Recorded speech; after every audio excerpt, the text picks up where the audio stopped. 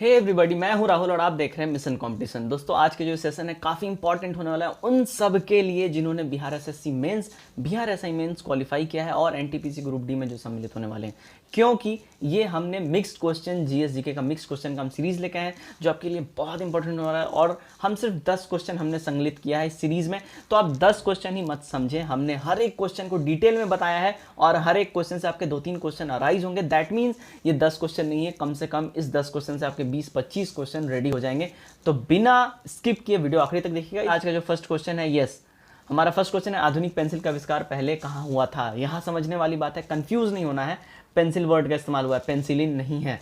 तो आधुनिक पेंसिल का जो आविष्कार हुआ है, यस, जिससे हम कॉपी पे लिखते हैं उसकी बात हो रही है, तो ये हुआ है यूरोप में। कहाँ हुआ है? ये हुआ है यूरोप में। अब कुछ इसके हम डिटेल में आपको बता दूं जिससे क्वेश्चन और अराइज होते हैं, ठीक है। तो आधुनिक आविष्कार जो है ये यूरोप में हुआ है, आधुनिक पेंसिल का आविष्कार। और इसमें जो होता है ग्रेफाइट के प्रमुख गुण होते हैं और यहाँ से जो मेन क्वेश्चन अराइज होता है, बहुत बार पूछा गया है कि ग्रेफाइट जो है विद्युत का सुचालक है या कुचालक है।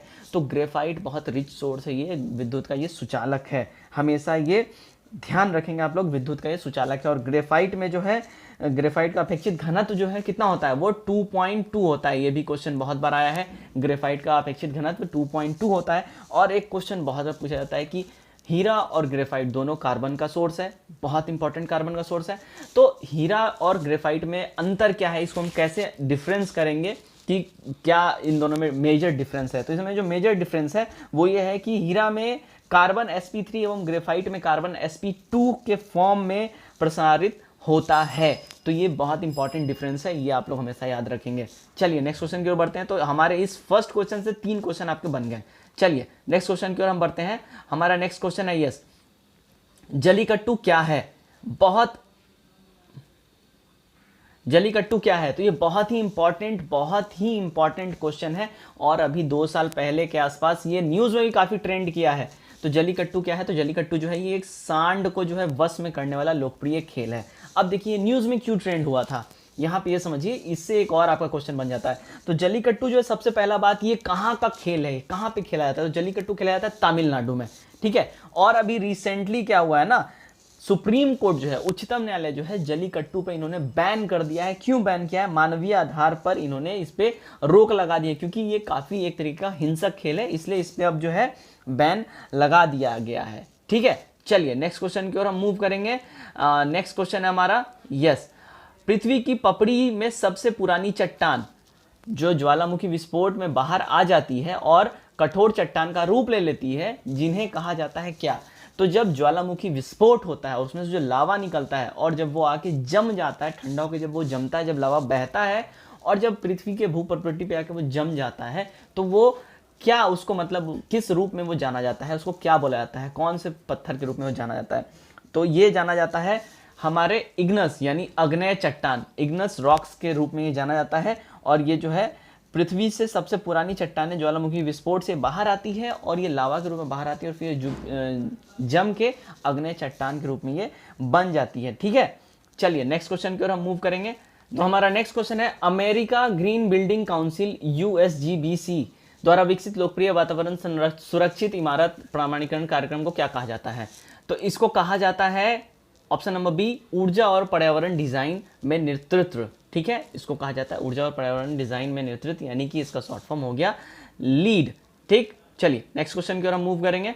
नेक्स्ट क्वेश्चन है हमारा, यस, मैकिन्टोश कंप्यूटर का डिजाइन किसने तैयार किया था? मैकिन्टोश कंप्यूटर का डिजाइन किसने तैयार किया था?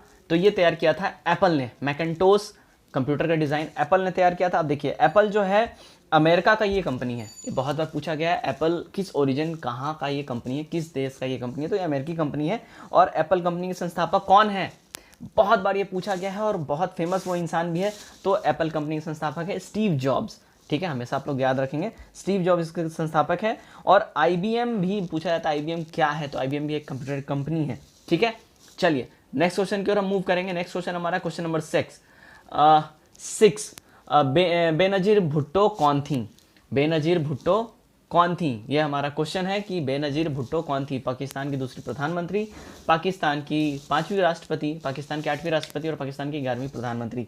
हमारा करेक्ट आंसर होगा ऑप्शन नंबर ए, पाकिस्तान की 11वीं प्रधानमंत्री बेनजीर भुट्टो थी। अब इनसे क्वेश्चन कुछ उठता है कि जुल्फिकार भुट्टो, ये जो बेनज़ीर भुट्टो है जुल्फिकार भुट्टो की बेटी थी, ठीक है, और जुल्फिकार भुट्टो को फांसी दे दिया गया था, उसके बाद फिर ये सत्ता में आई थी सिंपैथी वोट गेन करके, सीधी सीधी बात है, ठीक है। और बेनज़ीर भुट्टो जो है रावलपिंडी में बम विस्फोट में इनको भी मार दिया गया था, रावलपिंडी में बॉम्ब ब्लास्ट में इनको भी मार दिया गया था, ठीक है। चलिए नेक्स्ट क्वेश्चन की ओर हम मूव करते हैं। नेक्स्ट क्वेश्चन है हमारा क्वेश्चन नंबर 7। यस, शून्य उत्सर्जन वाहन यानी जीरो इमिशन व्हीकल का मतलब क्या है? जीरो इमिशन व्हीकल का मतलब क्या है ये बताना है। जीरो इमिशन व्हीकल का मतलब क्या है? तो हमारा जो इसका करेक्ट आंसर होगा वो होगा ऑप्शन नंबर ए, यानी कि वह जो शक्ति के स्रोत के जरिए पिछली पाइप से कोई प्रदूषित उत्सर्जित नहीं करता है। ये शुद्ध हिंदी में लिखा है, मैं आपको समझा दूं कि जीरो इमिशन का मतलब ये है कि वैसा व्हीकल जिसके साइलेंसर से धुआं ना निकले, यानी वो प्रदूषण ना कर रहा हो, साइलेंसर से किसी भी टाइप का धुआं ना निकल रहा हो, ठीक है। ये हो गया जीरो इमिशन, इसका साफ साफ मतलब है, ठीक है। चलो नेक्स्ट क्वेश्चन की ओर हम बढ़ते हैं। नेक्स्ट क्वेश्चन हमारा, निम्नलिखित को पढ़ें और उस पर आधारित सवाल का जवाब दें। जीका वायरस मच्छर एडीज और इजिप्ट जो डेंगू, चिकनगुनिया और पीले बुखार भी संचालित करता है के द्वारा फैलता है। हाल ही में यह वायरस ब्राजील में तेज गति से फैलता पाया गया है। वायरस भ्रूण के मस्तिष्क को नुकसान पहुंचाता है और मस्तिष्क को बढ़ने से रोक देता है, ठीक है। अब बताइए क्या है, दिए गए अनुच्छेद में कौन सा निष्कर्ष निकलता है ये अपने को बताना है। तो इसका जो निकलता है ये निकलता है ऑप्शन नंबर बी, ठीक है। ऑप्शन नंबर बी हमारा करेक्ट आंसर है। जीका वायरस मच्छर द्वारा फैलता है। जीका वायरस के पे बहुत सारे क्वेश्चंस आए हैं, ये हम जरा इसको समझ लें। तो दिए गए अनुच्छेद में जो है जीका वायरस मच्छर द्वारा फैलता है ये समझ में आएगा, और जीका वायरस जो है ब्राजील वगैरह जगहों पे काफ़ी भरपूर मात्रा में ये फैल चुका है, ठीक है। जीका वायरस के कारण डब्ल्यूएचओ ने अपने कार्यकाल की अवधि में चौथी बार आपातकाल की घोषणा की है। जीका वायरस जो है इसको एक आपातीय, मतलब इसको पैंडेमिक टाइप का इस डब्ल्यूएचओ ने इसको घोषित कर रखा है पहले ही, ठीक है। और जीका वायरस जो है पीड़ित के मस्तिष्क को सबसे अधिक प्रभावित करता है, और यह वायरस गर्भ अवस्था में जो भ्रूण, यानी जो माँ के पेट में जो बच्चे होते हैं जो भ्रूण अवस्था में होते हैं उनको ये प्रभावित करता है, उनके मस्तिष्क पे ये इफेक्ट डालता है, ठीक है। चलिए नेक्स्ट क्वेश्चन की ओर हम बढ़ते हैं। नेक्स्ट क्वेश्चन हमारा क्वेश्चन नंबर 9, दुनिया में दूसरी सबसे ऊंची चोटी कौन सी है? दुनिया में दूसरी सबसे ऊंची चोटी कौन सी है?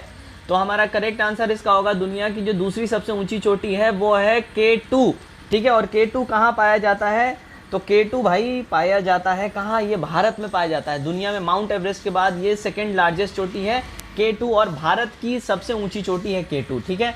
दुनिया की सबसे ऊंची चोटी कौन सी? माउंट एवरेस्ट, उसके बाद K2 है सेकंड नंबर पे, और K2 जो है भारत की सबसे ऊंची चोटी है, ये आप लोग ध्यान में रखेंगे, ठीक है। चलिए नेक्स्ट क्वेश्चन की ओर मूव करते हैं हम।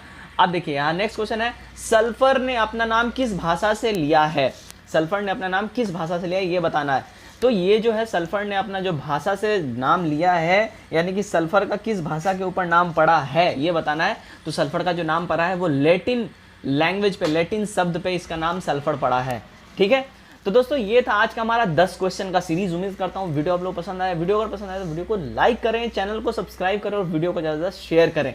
हमारा ऐसे ही हर रोज सीरीज आता रहेगा, तो आप देखें और अपने एग्जाम को प्रिपेयर करें और खुद को एवेल्युएट करें कि आप कितने एग्जाम रेडी हैं। तो आज के लिए बस इतना ही। Till then take care, bye bye. कल मिलते हैं एक और नए वीडियो के साथ।